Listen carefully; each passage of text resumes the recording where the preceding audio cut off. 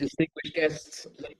Mesdames et messieurs les invités, mesdames et messieurs, Excellences, je vous souhaite la bienvenue à cet événement en ligne officiel qui a lieu en marge du Forum politique de haut niveau 2025, réunion intitulée Célébrer le 20e anniversaire de l'entrée en vigueur de la Convention cadre de l'OMS pour la lutte anti-tabac au service du développement durable. Je suis Ryan Sabet Paris, je travaille au secrétariat de la Convention et j'ai le plaisir de modérer cette réunion.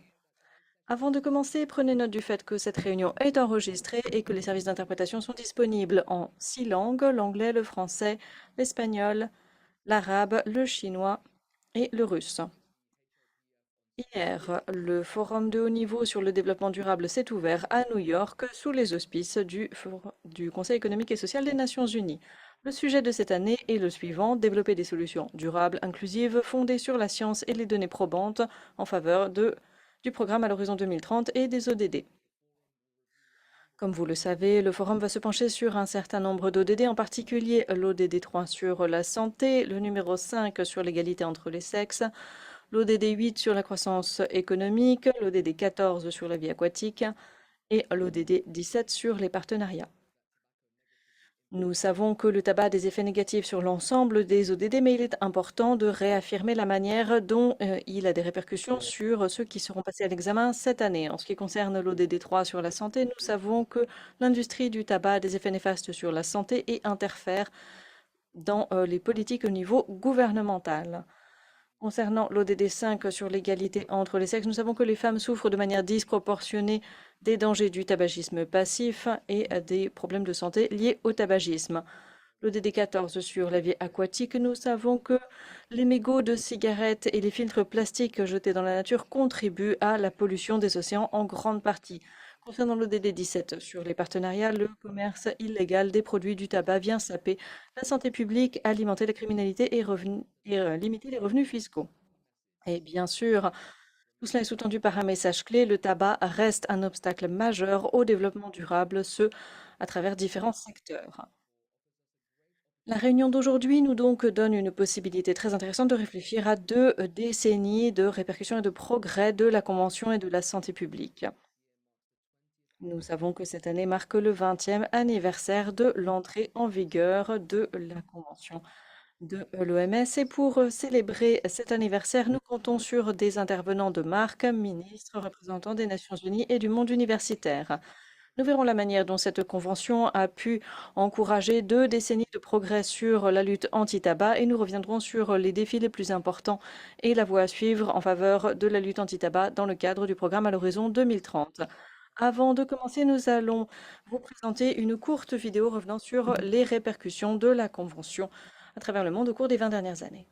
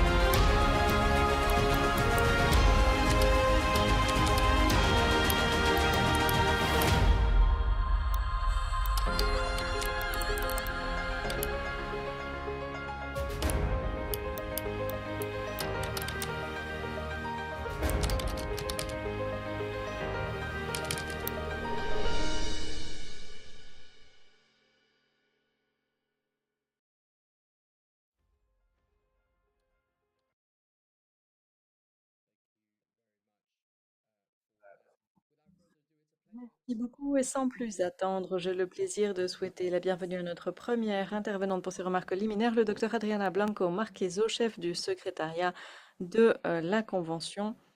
Madame, vous avez la parole. Merci Ryan. Excellence, mesdames et messieurs les représentants, chers collègues, chers amis, bonjour, bon après-midi ou bonne soirée. J'ai l'honneur de vous souhaiter la bienvenue à cette manifestation parallèle du Forum politique de haut niveau 2025 intitulé Célébrer le 20e anniversaire de l'entrée en vigueur de la Convention cadre de l'OMS pour la lutte anti-tabac au service du développement durable. Il y a 20 ans, la Convention cadre de l'OMS pour la lutte anti-tabac est entrée en vigueur.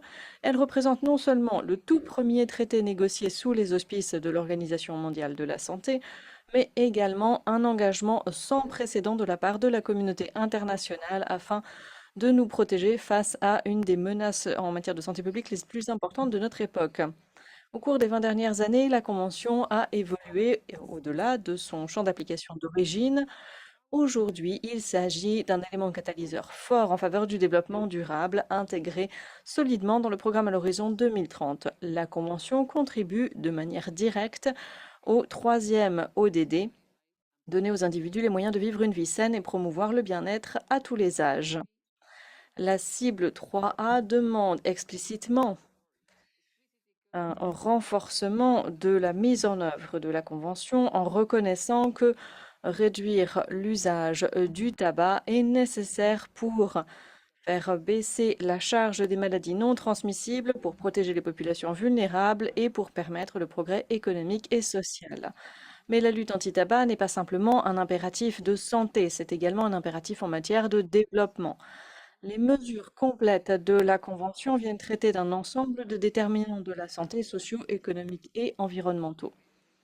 En réduisant les frais de soins de santé, en améliorant la productivité, en évitant une dégradation de l'environnement et en luttant contre les inégalités, la lutte anti-tabac est véritablement un investissement en faveur d'un avenir équitable et durable.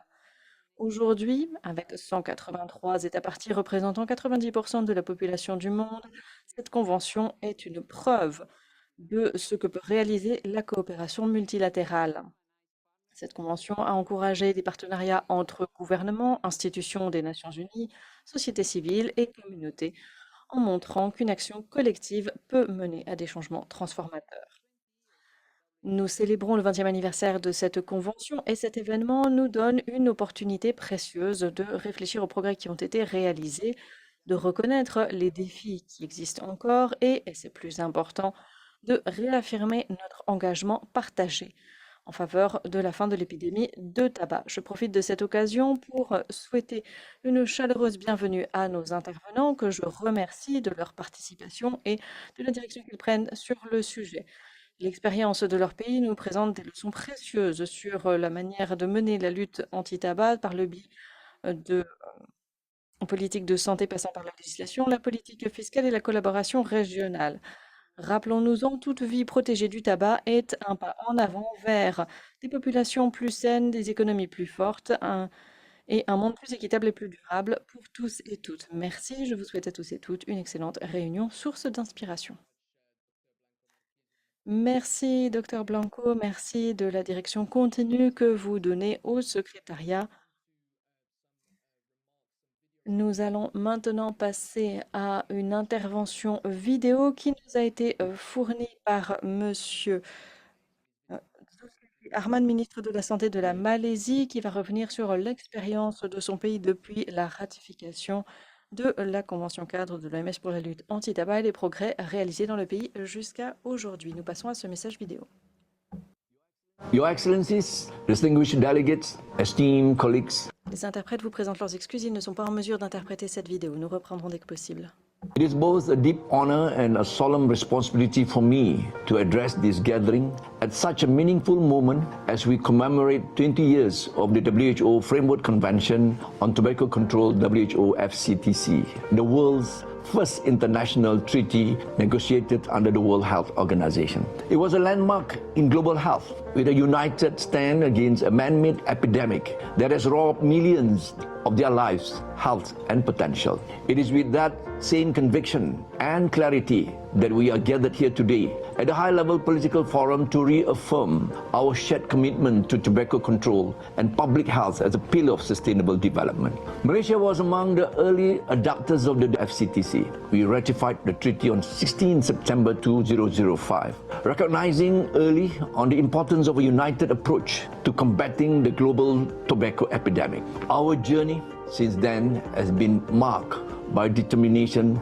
learning, and progress. In the 2 decades that followed this ratification, Malaysia has implemented comprehensive tobacco control measures, many of which are directly aligned with FCTC's provisions. These include a comprehensive ban on tobacco advertising, promotion, and sponsorship. Graphic health warnings, mandatory since 2009, which initially covered 50% of cigarette packs and were recently expanded to 65% to enhance their impact. Nationwide smoke-free zones, including restaurants, government buildings, hospitals, workplaces, and places of worship. And the expansion of cessation services under our national health system and partnership with NGOs and corporate, especially targeting underserved populations. Beyond policy, we have nurtured a growing culture of health where civil society, youth groups, religious scholars, and healthcare professionals stand together in rejecting tobacco's grip on our communities. Yet the journey is far from over. The tobacco industry continues to evolve, reinventing itself through aggressive marketing of new and emerging nicotine products, often targeted at youth. Their tactics may have changed, but their intention remains the same: to profit from addiction no matter the cost. Today, I proudly reaffirm Malaysia's unwavering commitment to the full implementation of the WHO FCTC. We are currently strengthening the enforcement of the Control of Smoking Products for Public Health Act 2024, Act 852, to ensure stricter regulation of both conventional tobacco and emerging nicotine products, including e-cigarettes or vapes. The implementation of Act 852 is focusing on control over smoking practices, which relate to the prohibition of smoking in areas or places where smoking is prohibited, and the prohibition of smoking for minors. Control over smoking products includes products registration, prohibition on advertising, promotion and sponsorship, sales control, price control, packaging and labeling. Our efforts are also rooted in the belief that health is not the responsibility of one ministry alone. We are fostering a whole of government, a whole of society approach, working across education, finance, youth development and civil society to ensure our strategies are integrated, sustainable and impactful. Excellencies and esteemed colleagues, tobacco control is not just about lungs and lives. It is also about fairness. It is also about intergenerational justice. It is about development. Tobacco-related illness disproportionately affects the poor. It deepens inequalities. It burdens our healthcare system and weakens workforce productivity. The WHO FCTC is more than a treaty. It is a tool for justice and a bridge to a more equitable world. As we reflect on the 2 decades of progress under the FCTC, we also stand at a crossroads. Will we allow this momentum to stall, or will we carry it forward with renewed urgency and unity? In Malay, we say, kalau bukan kita, siapa lagi? Kalau bukan sekarang, bila lagi? If it is not us, who will it be? If it is not now, when will it be? Let us honor the past, confront the present, and invest in the future. Let us protect the next generation from an industry that has taken too much for far too long. And let us work together towards a world where the air is clean, the lungs are strong, and every child grows up free from the shadow of tobacco and smoking products. I thank you again and terima kasih. Wabillahi taufiq wal hidayah. Wassalamualaikum warahmatullahi wabarakatuh.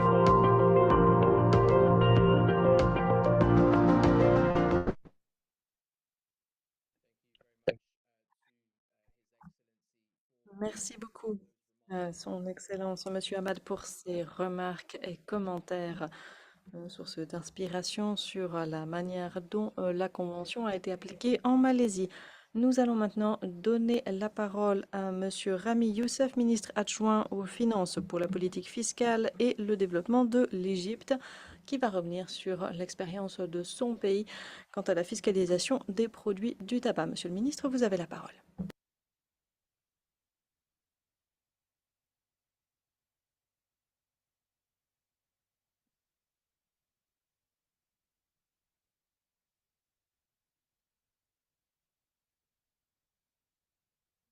We may be having some IT.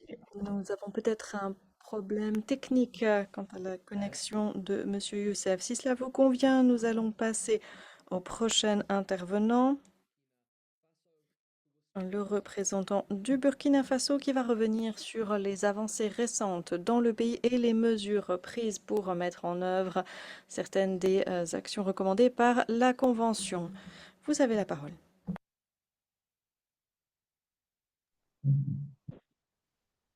Alors, Madame le ministre de la Santé de la Malaisie, Mesdames l'ambassadeur représentant permanent du Burkina Faso auprès de l'ONU, de l'OMC et des organisations internationales à Genève, Madame la chef du secrétariat de la Convention cadre de l'OMS pour la lutte anti-tabac, Madame la présidente de la conférence des partis, honorables délégués, chers partenaires, au nom de son Excellence le capitaine Ibrahim Traoré, président du Faso, chef de l'État et du gouvernement du Burkina Faso, je voudrais exprimer ma profonde gratitude au secrétariat de la Convention cadre de l'OMS pour la lutte anti-tabac pour cette invitation.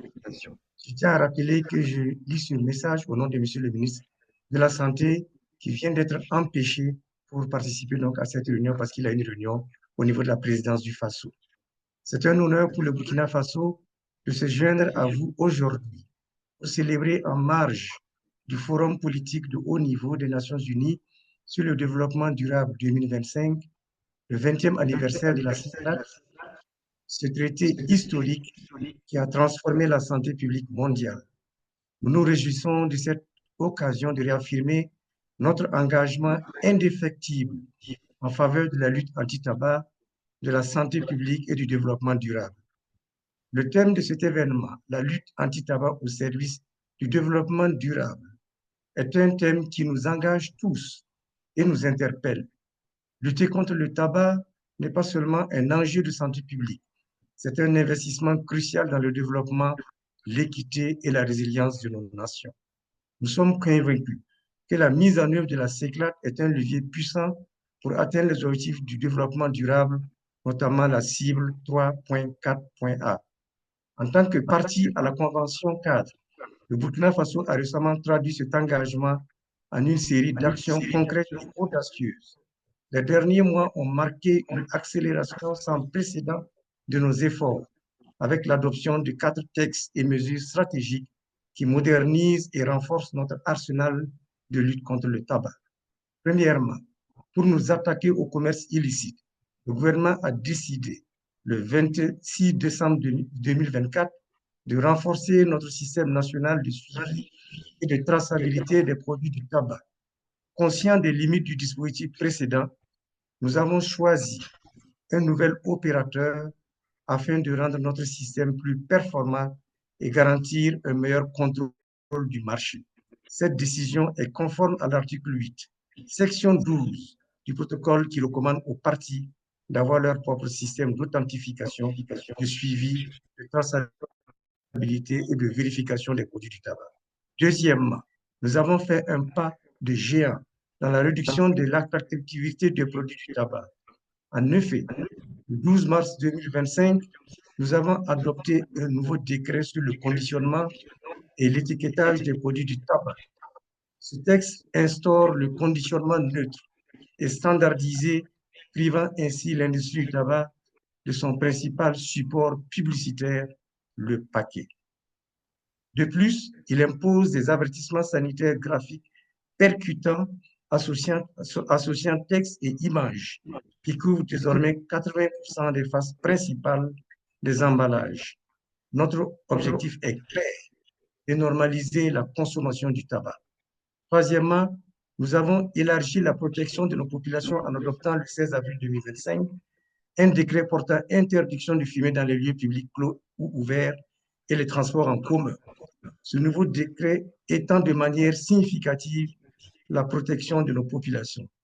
Fait crucial, cette interdiction s'applique explicitement aux nouveaux produits comme le chicha et la cigarette électronique et instaure non seulement des sanctions pour les contrevenants, mais aussi et surtout contre les propriétaires des lieux publics et des transports en commun. Enfin, pour piloter l'ensemble de cette stratégie, nous avons restructuré notre gouvernance par un décret portant création du nouveau Comité national de lutte contre le tabac en date du 28 mai 2025. Ce comité que j'ai l'honneur de présider est le pilier de notre action. Son caractère multisectoriel est sa plus grande force, rassemblant des ministères clés, la société civile, l'OMS et les leaders d'opinion pour garantir une approche intégrée. Excellences, Mesdames et Messieurs, ces réformes majeures de la lutte anti-tabac au Burkina Faso, menées en moins de 6 mois, ne sont pas une simple coïncidence. Elles sont la preuve la plus tangible d'une volonté politique renouvelée et démontrent notre détermination à protéger la santé de notre peuple, en particulier nos jeunes, contre donc les stratégies de l'industrie du tabac. Notre vision est claire, une génération sans tabac à l'origine 2030. Nous avons un environnement sain, libre des méfaits du tabac et où nos ressources publiques sont dédiées au bien-être plutôt qu'au traitement des maladies évitables. À nos partenaires, nous disons merci pour votre accompagnement constant. À nos pairs unis, pour la CECLAT, nous réaffirmons notre solidarité et notre détermination à traduire les engagements communs en actions tangibles au Burkina Faso. Ensemble, continuons de faire du traité un moteur puissant pour la santé publique, l'équité et le développement durable. Le Burkina Faso réaffirme solennellement son engagement à poursuivre et à intensifier ses efforts. Nous sommes fiers de partager ces avancées avec vous et nous continuerons de travailler en étroite collaboration avec le secrétariat de la Convention qui nous accompagne dans ce processus à travers le projet FTCC 2030 ciblant l'atteinte des ODD, l'OMS et tous nos partenaires pour bâtir un avenir sans tabac au Burkina Faso. Je vous remercie. Fin de citation.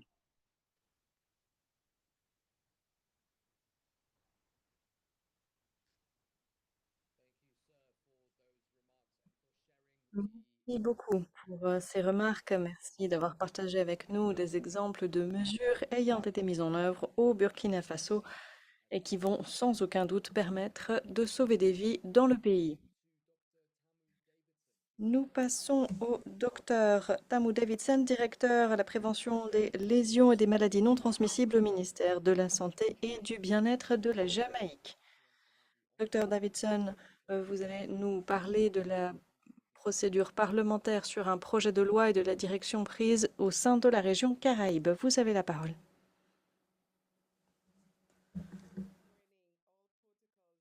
Bonjour, mesdames et messieurs. Je remercie le secrétariat de la Convention d'avoir invité la Jamaïque à participer à cet événement important. Malheureusement, notre ministre de la Santé, le docteur Tufton, n'est pas en mesure de participer lui-même à cette réunion. Je vais donc le représenter aujourd'hui.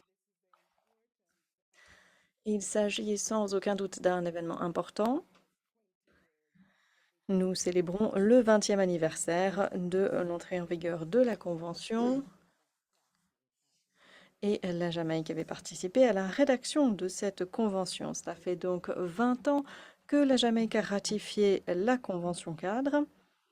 Et bien sûr, de nombreux progrès ont depuis été enregistrés dans la région Caraïbes pour faire appliquer les dispositions de la Convention cadre, y compris par le biais de législation, d'avertissements de santé et d'activités fiscales. Aujourd'hui, nous reconnaissons les progrès qui ont été réalisés, alors même que nous reconnaissons le besoin réel de poursuivre ces efforts, du fait qu'il est nécessaire de continuer à limiter l'usage du tabac et nous devons accélérer nos efforts pour pouvoir remplir l'ODD numéro 3.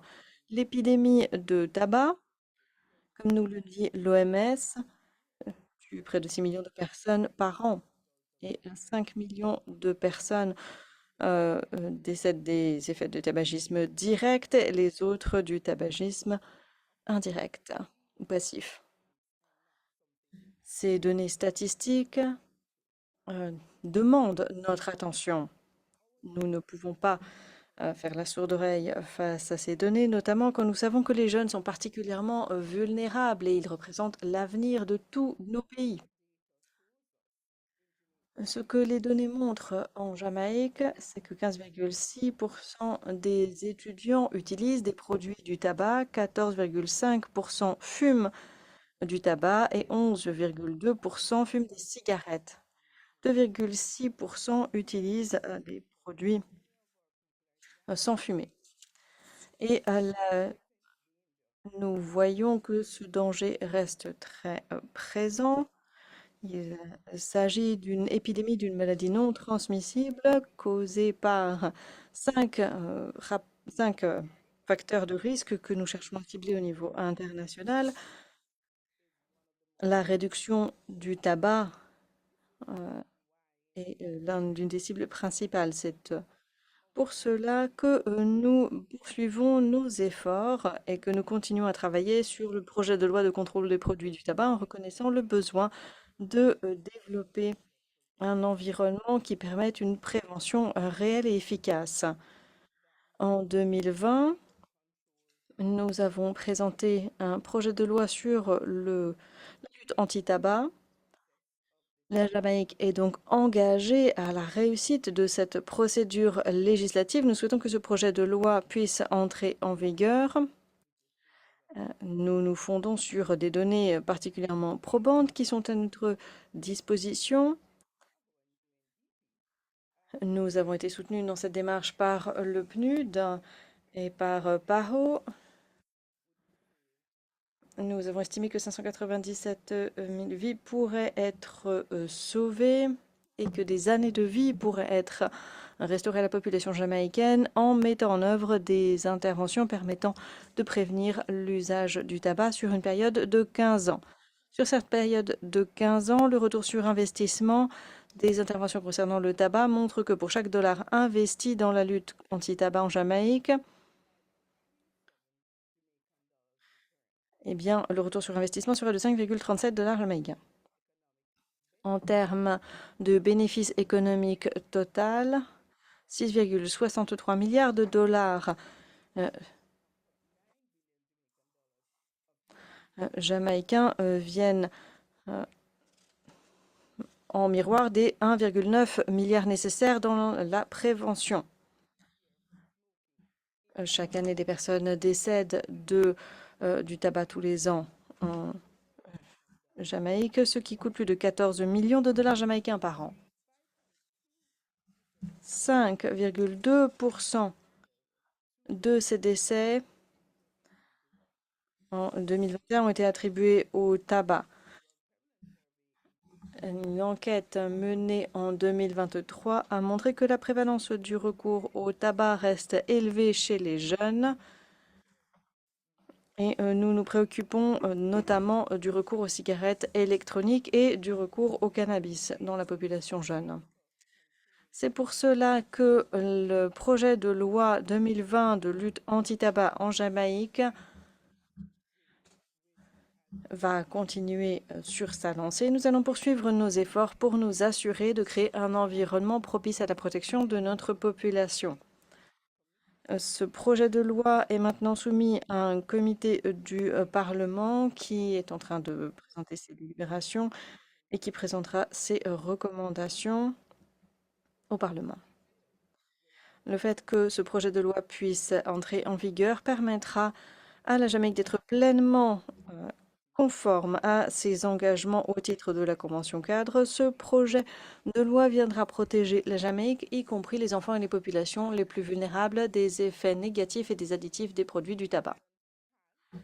Notre île va continuer à poursuivre un ensemble d'autres initiatives qui font partie de nos efforts pour préserver un environnement favorable à la prévention de l'usage des produits du tabac, y compris notre législation nationale actuelle qui a permis d'établir un environnement 100% sans tabac dans les zones, dans les transports publics, les espaces publics fermés et les espaces de travail. Des avertissements sanitaires ont été placés sur les paquets conformément aux critères de l'OMS pour lutter contre l'épidémie de tabac et nous avons standardisé également les emballages. Il s'agit là, nous avons donc pris des mesures très importantes sur les emballages les plus importantes dans la zone et dans le monde à l'époque où elles ont été utilisées.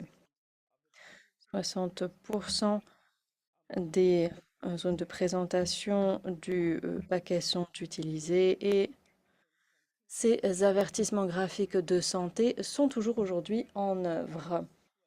La dernière augmentation de tarifs a lieu il y a quelques années. Nous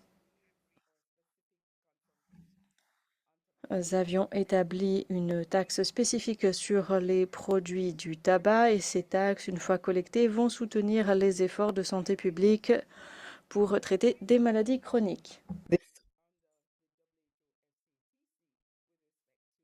Malgré cela, nous ne sommes pas encore au niveau des objectifs fixés. Il y a eu une baisse progressive imputable à une grande consommation entre 2006 et 2016 et la prévalence de l'utilisation du tabac chez les adultes. En outre, 23% environ des droits d'assises sur les produits du tabac, comme cela a été dit, vont dans un fonds national pour la santé. C'est une contribution non négligeable pour aider des personnes qui vivent avec des maladies non transmissibles. Mais on ne peut pas remettre en question les avantages de mesures audacieuses prises au niveau national, au niveau régional, dans les Caraïbes. Nous essayons de parachever le processus législatif nécessaire pour que la zone des Caraïbes soit exempte de tabac. Les Caraïbes et d'autres régions du monde se heurtent néanmoins encore à des difficultés, par exemple des stratégies de marketing agressives de l'industrie du tabac. Donc il faut vraiment être vigilant en tenant compte du programme de santé publique. Il y a toujours des ingérences et il faut pouvoir mobiliser des mesures dans les différents secteurs et collaborer. J'aimerais rendre hommage à la collaboration de l'Organisation panaméricaine de santé, la Coalition pour la santé des Caraïbes et la Convention cadre de la lutte pour la lutte anti-tabac et son secrétariat, ainsi que l'OMS.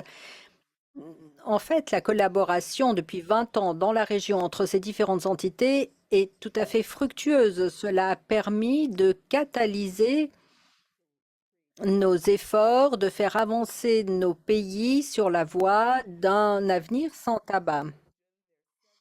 Dans la région, il y a 7 pays voisins qui ont également fait avancer leur législation en matière de lutte anti-tabac.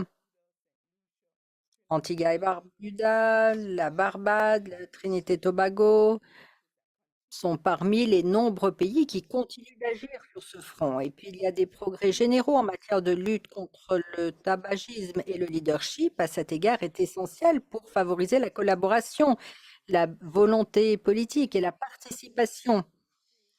Dans les petits États insulaires en développement, où les ressources sont limitées, des mesures efficaces de lutte anti-tabac exigent une action coordonnée et un partage des pratiques exemplaires. Les dirigeants régionaux jouent un rôle fondamental pour unifier les efforts, aligner les politiques et garantir la compatibilité.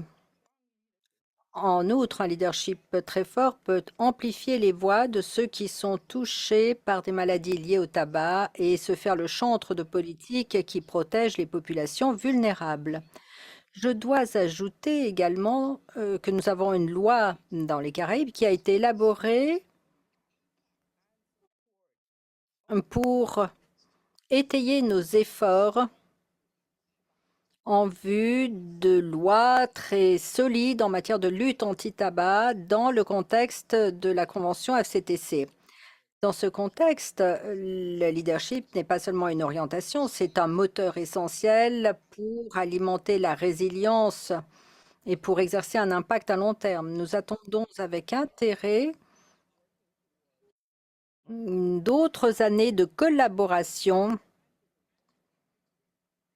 pour que le monde, la Jamaïque, les Caraïbes soient exempts de tabac. Et nous nous réjouissons de mettre fin ensemble à cette épidémie. Merci. Et nous sommes impatients d'apprendre d'autres choses pendant cette réunion. Merci beaucoup, Madame, de ces remarques. Évidemment, nous aussi, nous nous réjouissons de poursuivre la collaboration avec la Jamaïque en ce qui concerne ces mesures.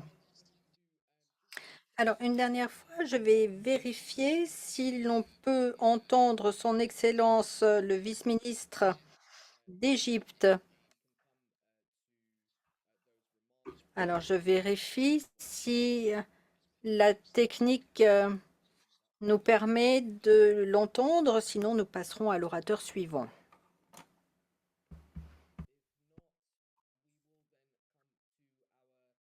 Si ce n'est pas le cas, nous allons passer à l'orateur suivant.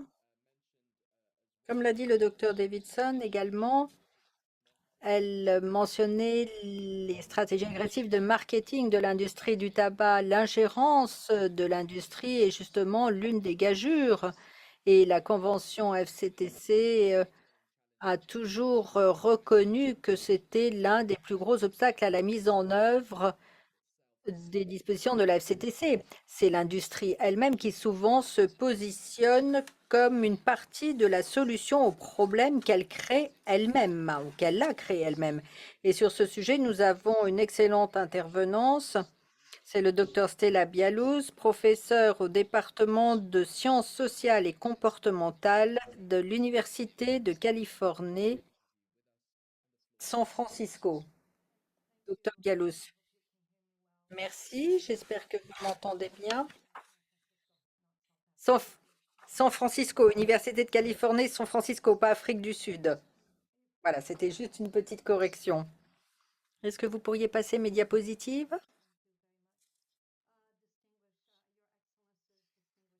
Excellence, chers collègues, mesdames et messieurs, merci beaucoup de votre invitation à participer à cet événement important qui célèbre le 20e anniversaire de la Convention.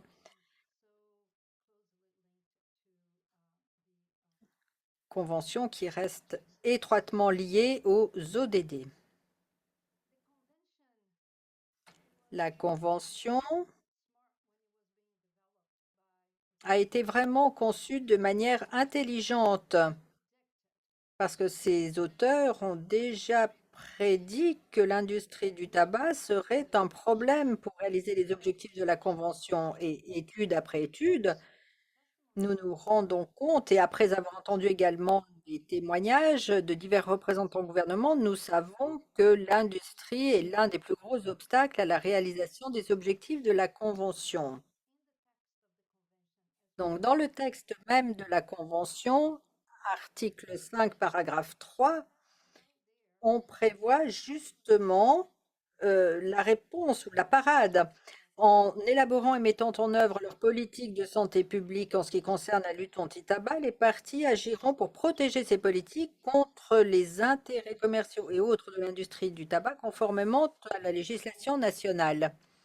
Il est important que cet article, tout comme la Convention elle-même, doit être mis en œuvre par les différents secteurs, pas seulement le ministère de la Santé. Tous les ministères sont concernés. Parfois, il faut mettre en œuvre une étape à la fois.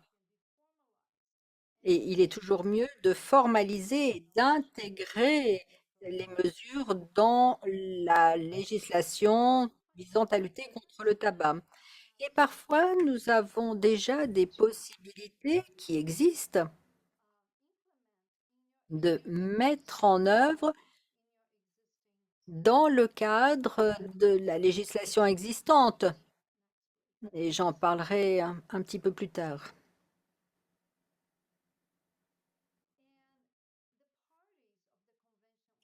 Les parties à la Convention ont également élaboré des lignes directrices sur la mise en œuvre de cet article, parce qu'empêcher l'ingérence de l'industrie, c'est une déclaration très large et très vague. Si vous prenez les lignes directrices, vous verrez qu'il y a des orientations très précises, et j'en aborderai quelques-unes dans quelques instants. On s'appuie en fait sur un principe majeur, à savoir qu'il y a un conflit d'intérêts fondamental et irréconciliable entre les intérêts de l'industrie du tabac et les intérêts de la santé publique. Et justement, on disait, en parlant de la Convention et des ODD, qu'il faut comprendre qu'il ne peut y avoir de partenariat entre l'industrie et le gouvernement pour réaliser les objectifs de développement durable, parce qu'il y a un conflit d'intérêts entre les deux qui ne peut pas être, qui est irréconciliable. Donc, les principes, les lignes directrices appellent également à la reddition de comptes, à la transparence, aux règles de collaboration et demandent qu'on évite également les conflits d'intérêts à tous les niveaux. Mais qu'entend-on exactement par ingérence de l'industrie du tabac? Comment définir cette idée? Et voilà les termes employés par un ancien PDG d'une grande multinationale du tabac. Et cela est paru après un procès aux États-Unis. Notre objectif est de contribuer à façonner des environnements réglementaires qui permettent à nos activités de remplir leurs objectifs dans tous les endroits où nous opérons. Notre approche générale, c'est de nous battre de manière agressive avec tous les moyens à disposition contre toute tentative de diminuer notre capacité de fabriquer nos produits efficacement et de les commercialiser efficacement. Pour résumer, notre objectif est très clair. Une défense agressive, sans concession de nos droits de fabriquer, de vendre nos produits et d'avoir un marché libre, de sorte que les consommateurs puissent choisir de consommer ces produits. Là, c'est l'exemple d'une personne, d'une entreprise. Et ne pensez pas que ce soit obsolète, c'est toujours valable. Le Parlement discute de projets de loi, il y a toujours du lobbying. On essaye de faire ingérence. Parce que justement, l'un des principaux objectifs de l'industrie du tabac, c'est de faire des profits. Donc, si la consommation baisse, les profits baissent. Et surtout, pour ceux qui travaillaient ici dans la législation ou la politique, au niveau parlementaire ou exécutif,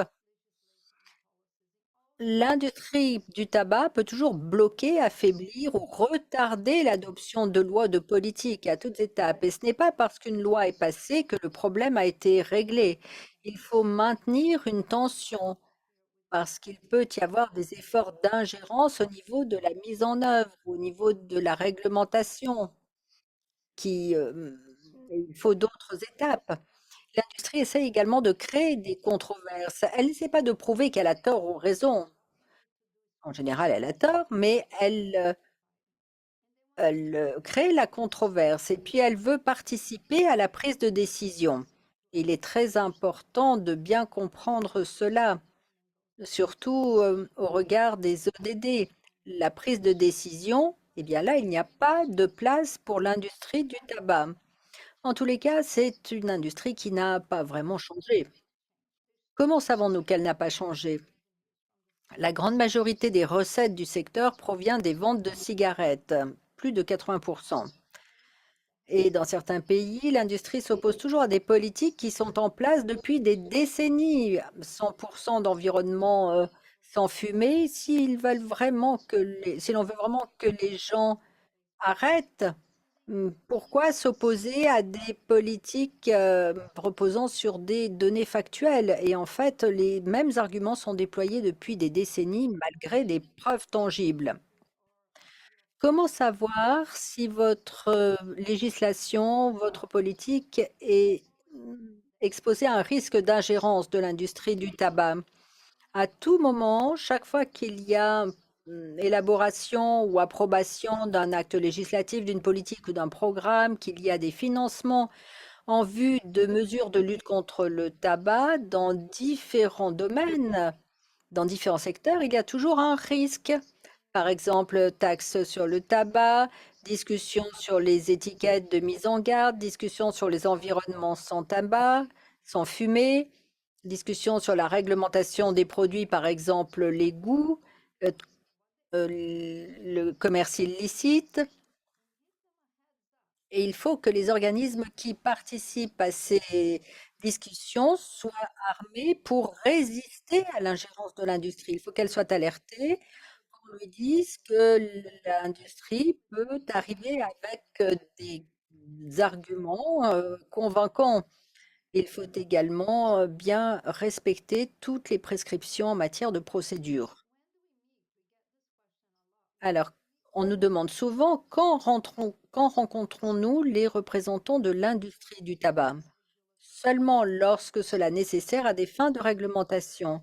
Je sais que très souvent, des élus, des personnes du pouvoir exécutif disent, ah, voilà, j'ai de nouvelles données, est-ce que l'on peut se rencontrer? Nous allons discuter de cette loi.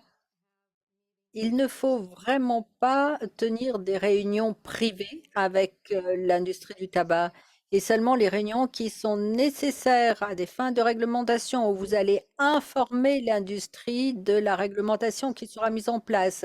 Et lorsque ces réunions ont lieu, elles doivent être transparentes. Il faut que ce soit des auditions publiques ou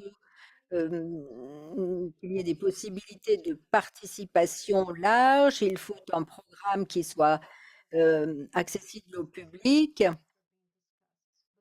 Et plus vous faites la lumière sur ces réunions, mieux c'est et mieux ce sera pour éviter l'ingérence de l'industrie.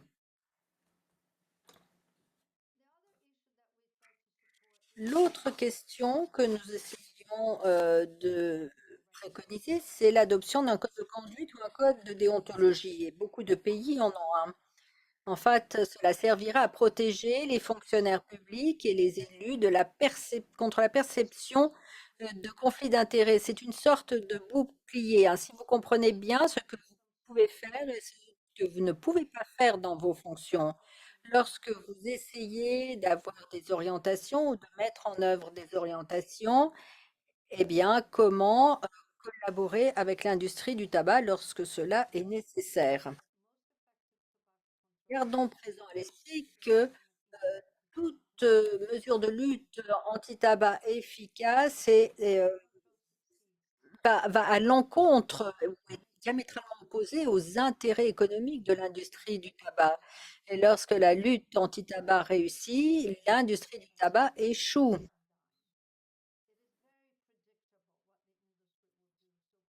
Ben, on peut tout à fait prévoir ce que l'industrie du tabac va faire. Si vous essayez d'adopter une nouvelle politique, un nouveau texte législatif, adressez-vous à vos collègues de l'OMS, au secrétariat de la Convention, parce que nous savons en gros ce que sera de faire l'industrie pour essayer de s'y opposer. Et mieux vous serez préparé, mieux vous serez armé pour résister à cette ingérence. Et comme je vous l'ai dit, il y a des conflits d'intérêts irréconciliables entre l'industrie du tabac et la santé publique. Merci beaucoup, docteur Bielus, de votre temps et d'avoir livré toutes ces réflexions sur l'importance de l'article 5.3 de la Convention cadre à cet égard. Alors, je viens maintenant vers le représentant de l'ONU en Géorgie, du PNUD, Dr Douglas Webb, qui va parler de la Convention cadre en tant que moteur de développement durable. Dr Webb. Merci Ryan, je me réjouis de tous vous voir. Merci au secrétariat de la CTC d'avoir invité le PNUD à cette conversation. Et nous avons une collaboration étroite depuis 6 ou 7 ans maintenant dans ce domaine.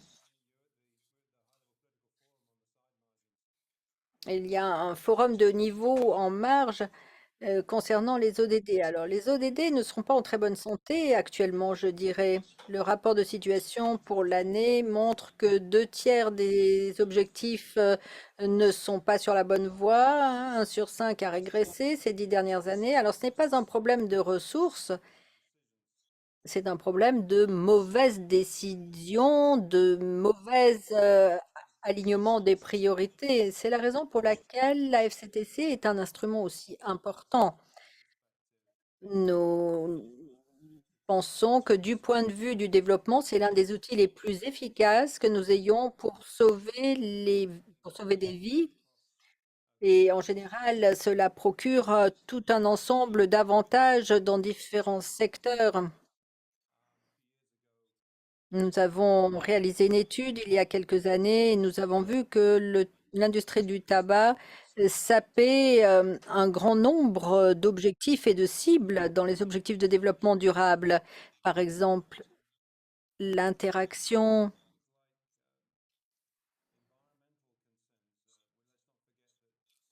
dans le domaine de l'environnement. Et n'oublions pas que les mégots de cigarettes font partie des déchets les plus répandus, comme le plastique. Et le traité sur les plastiques est en train d'avancer maintenant. Donc, il y a un impact qui se fait ressentir dans différents secteurs. Depuis 2016, nous travaillons avec le secrétariat à différents projets qui ont été mentionnés à plusieurs reprises pour aider une trentaine de pays dans la mise en œuvre de la Convention grâce à des argumentaires d'investissement. Et nous avons appris beaucoup dans le cadre de ces expériences. J'aimerais mentionner 2 ou 3 choses à cet égard. Tout d'abord, il faut utiliser les données probantes dont disposent les pays. Il ne faut pas importer ces données, il faut utiliser les données nationales pour associer les parties prenantes. Ce n'est pas un coût, au contraire, c'est prometteur. Le retour sur investissement est prometteur. L'industrie sera de toute façon prête à contre-agir et à contrer tout argument que vous avez. Ensuite, il faut dégager une langue commune entre les différents départements. Chacun a son propre jargon et chacun a sa façon d'opérer. Et l'industrie du tabac sait utiliser cette faille. Ils auront toujours des points d'entrée dans chaque entité.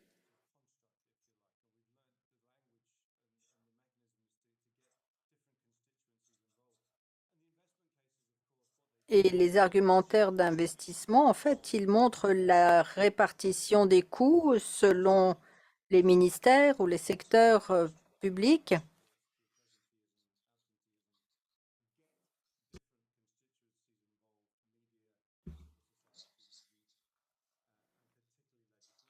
Et il cible évidemment en particulier les jeunes et la législation. En Géorgie, les mesures prises ont eu beaucoup d'effets. Elles ont été adoptées il y a 7 ans. Il y a à peu près 11 000 vies perdues par an, un certain pourcentage du PIB qui est perdu également. Et grâce à la mise en œuvre de la FCTC, 50 000 vies ont été épargnées et plus d'1 milliard de dollars. Cela permet au ministère du Travail et du Bien-être de travailler pour adopter un ensemble assez complet de textes législatifs. Alors évidemment, depuis 12 mois, il y a une navette devant le Parlement. Les taxes sur le tabac ont baissé ces 12 derniers mois en raison de diverses forces qui sont intervenues. Et l'équipe PNUD a vraiment insisté pour éviter ces techniques dilatoires. Donc les taxes sont finalement remontées il n'y a pas si longtemps que cela. Ce qui est intéressant également, c'est que nous avons des examens nationaux volontaires et la consommation de tabac est utilisée au niveau de certaines municipalités dans le contexte des examens, ce qui permet ensuite de planifier. Et en fait, on est passé du niveau national au niveau local. En ce qui concerne ce que nous prévoyons de faire dans les 20 mois à venir, il faut reprendre les discussions sur la taxation du tabac de manière ferme. Il y a un rapport récent qui fait état d'une hausse des taxes de 50% sur le tabac, l'alcool, qui pourrait générer 3,7 trillions de dollars. Donc ce pourrait être un choix politique à viser. Et évidemment, cela pourrait faire des choses remarquables au niveau national.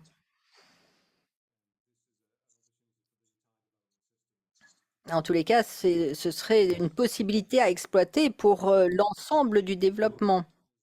La déclaration politique sur les MNT n'a pas été encore acceptée par tous, mais il y a un grand nombre de pays qui se sont engagés ou si tous les pays s'engageaient à appliquer des droits d'assises sur les boissons sucrées, l'alcool, le tabac d'ici à 2030, ce serait un grand pas en avant.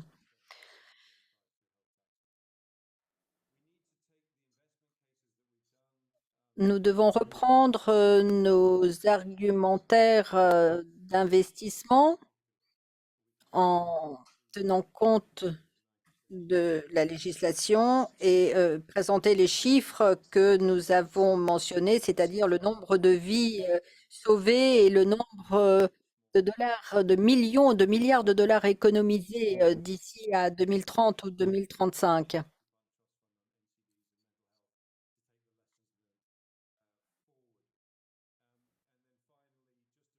Et pour finir, je souligne à niveau ce qui a été dit. L'article 5 est important et la gouvernance est l'un des domaines les plus cruciaux de la Convention.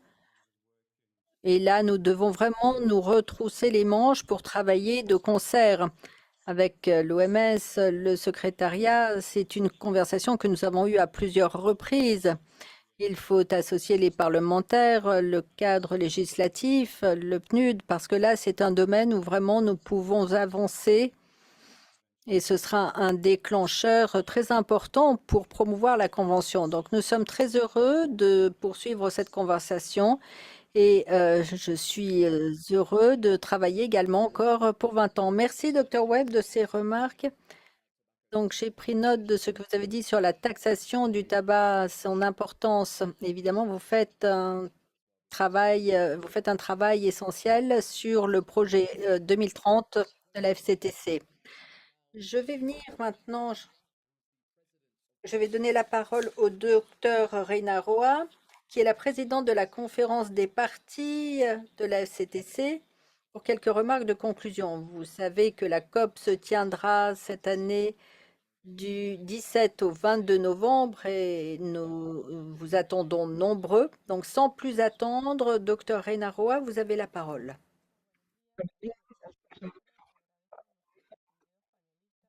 Bonjour à tous et à toutes, je vous remercie et je remercie l'ensemble des intervenants pour leurs interventions qui sont revenus sur leur expérience quant à la ratification de la Convention cadre, les avancées réalisées pour lutter contre la pandémie de tabagisme.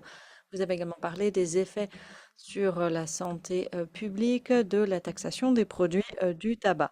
Les défis actuels, y compris l'interférence de l'industrie du tabac et la pertinence de la Convention cadre comme outil stratégique de promotion des ODD.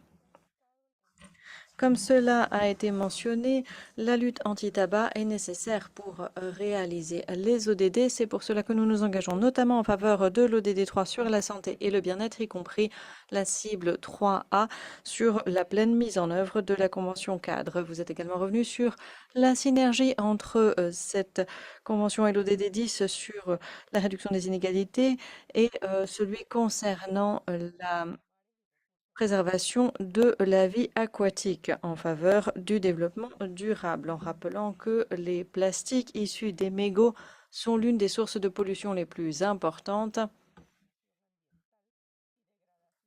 et qu'il faut les prendre en compte dans la réalisation de mesures de préservation des sols et de l'environnement. La Convention cadre de l'OMS est un outil centré sur les droits humains, contraignant, qui vient protéger la vie des individus et doit être pris en compte par l'ensemble des secteurs gouvernementaux et de la société. Sa pleine mise en œuvre permet des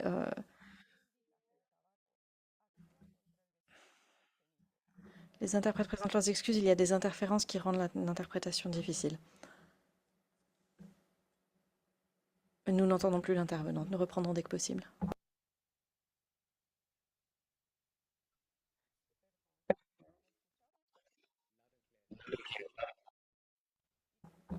Nous vous entendons.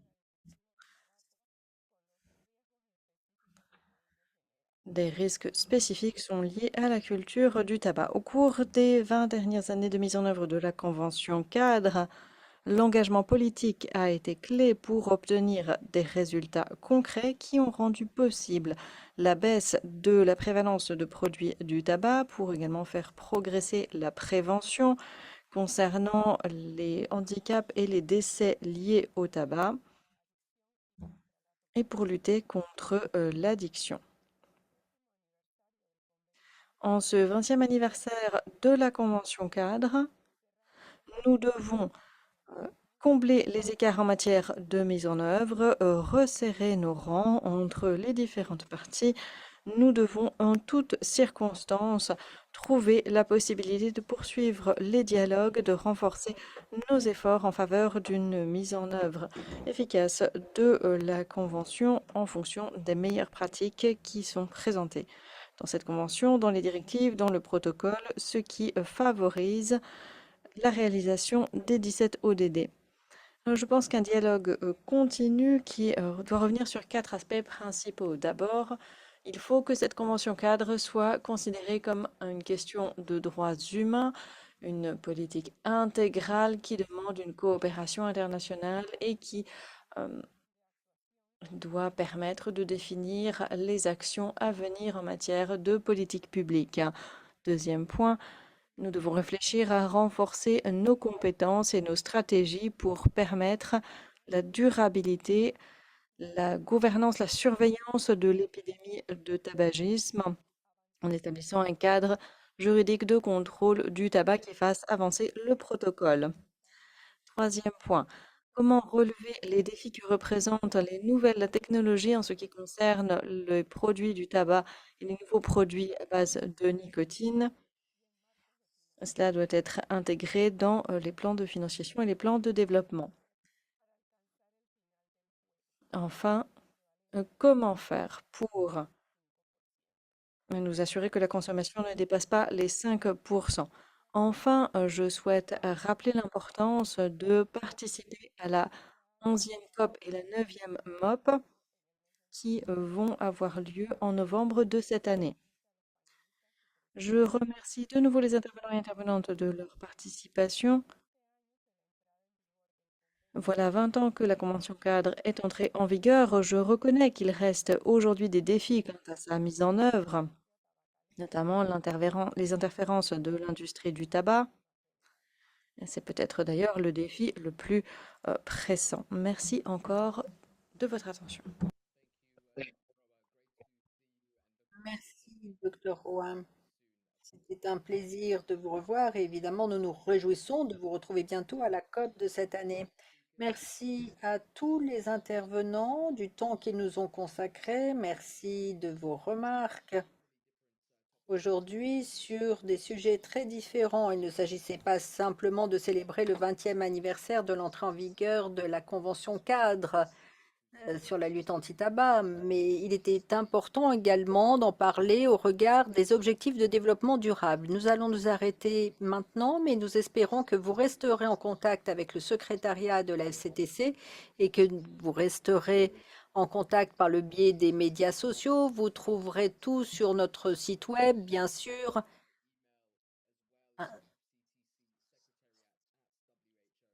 ainsi que par le biais de l'adresse mail du secrétariat qui se termine par @who.int. Évidemment, nous nous réjouissons de collaborer avec vous tous dans les mois et les années à venir. Merci encore à tous les intervenants et merci de nous avoir rejoints aujourd'hui. Au revoir.